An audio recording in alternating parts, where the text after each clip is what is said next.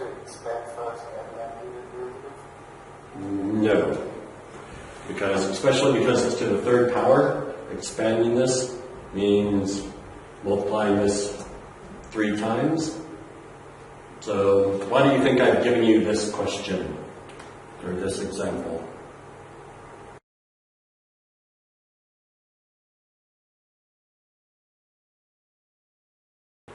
My denominator, v, the derivative of v, is nice, 2x. My derivative of u is the chain rule, because you have an x squared kind of function inside a cube function. So that's why I give you this example, just to say you have to be paying attention and being careful about the work here. So the chain rule, if you think back to it, it's like function u, or the derivative of function u, with respect to x times the derivative of, let's see, derivative of y du times du dx. Now, I'm going to show you how I think about this without writing out u equals, I would say y equals u to the third, and u is x squared minus 1, so du is 2x, and plug that back into this. But here's the way I look at this. I can see I have a big function, so it's 3 to the power of 2. I've ignored this and just say, how do I take the derivative of something to the third power? Well, 3 times that something, and reduce the power. And now I look at, and I just insert my something.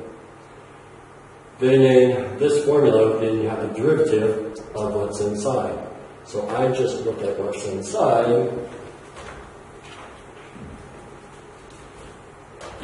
and take the derivative of it. So the derivative of x squared minus 1 is just 2x.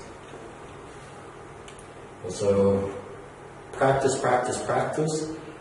has allowed me to work the chain rule in my head, basically, without having to write out kind of all the 4 steps that we had talked about. And so now I have my derivative of u, which means I'm now ready to come back over and apply the quotient rule.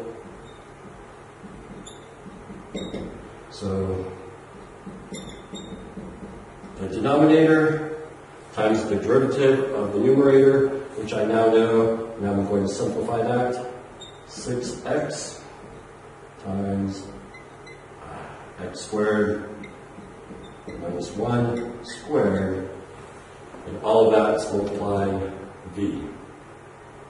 And then subtract u, the numerator, times the derivative of the denominator, which thankfully is something simple, 2x,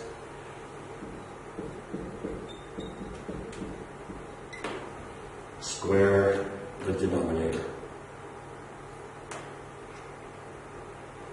And yet, for this one, I'm not going to simplify a whole lot here, because there's not a whole lot to simplify. I'm going to say 6x, x squared plus 1, times x squared minus 1 squared, minus 2x, x squared minus 1 cubed,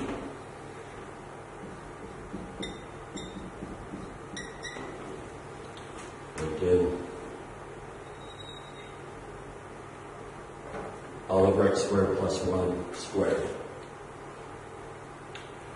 And like I said, we're done here with this, because trying to multiply this out, you might, well, it won't really simplify much beyond this. And like I said, on an exam type question, I don't think, 99.9% sure that you will not get a problem that requires this much algebra for you to work it out.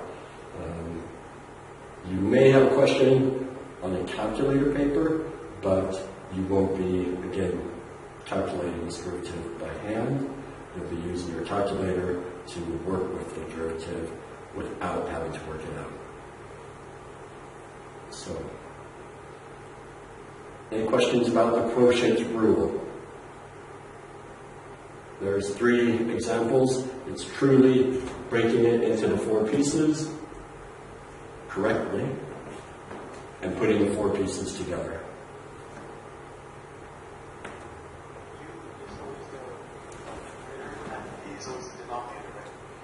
Yes. Yeah. Like I said, this is in your formula booklet, so I would always refer back to it, just because you're not expected to have it memorized, and so you and B always leave it like that.